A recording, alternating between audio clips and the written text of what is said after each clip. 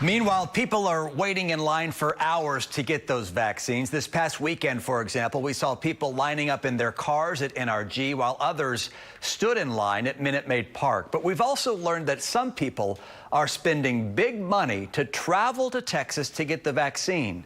And our investigator, Mario Diaz, found out some of them aren't even from the United States. I've got bad lungs.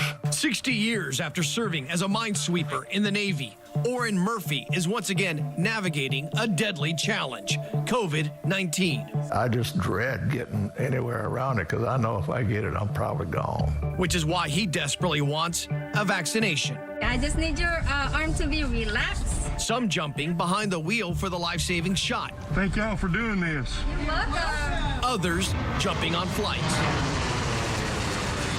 People from other countries being vaccinated? Yes, they are. They are being vaccinated in Houston, in different locations.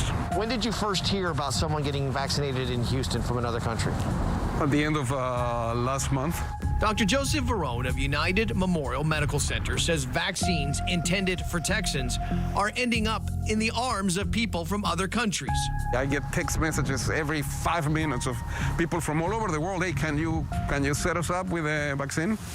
Varone does not have the vaccine to administer, but big hospital systems in Houston do. Houston Methodist initially contacted its own patients to schedule appointments, and that includes 4 nationals living abroad. We asked CEO Mark Boone about it earlier this week. You raise an issue, to be honest, we've not delved down into. Houston Methodist has helped Texas become a national model for the vaccination program. Governor Greg Abbott praised Methodist for how it's distributing the vaccine in the community.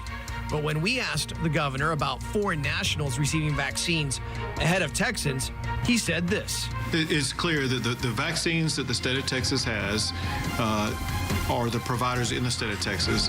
Those vaccines are intended for Texans. How often is it happening?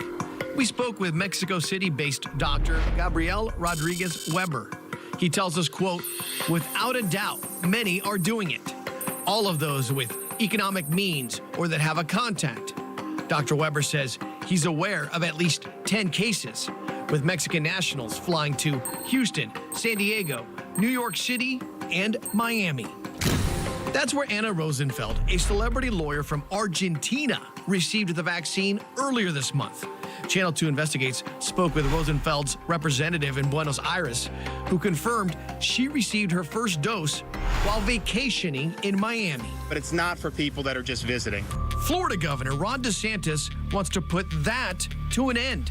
No more of what he calls vaccine tourism. Data from Florida reveals more than 38,000 people from out of state received first doses. On Wednesday, some Florida counties began requiring proof of residency to get vaccinated. We want to put seniors first, but we obviously want to put people that live here first in line. There's been 60,000 people vaccinated. If a few have fallen through the cracks, that's hardly the largest issue that we're dealing with. We'll take a look at that and check our database.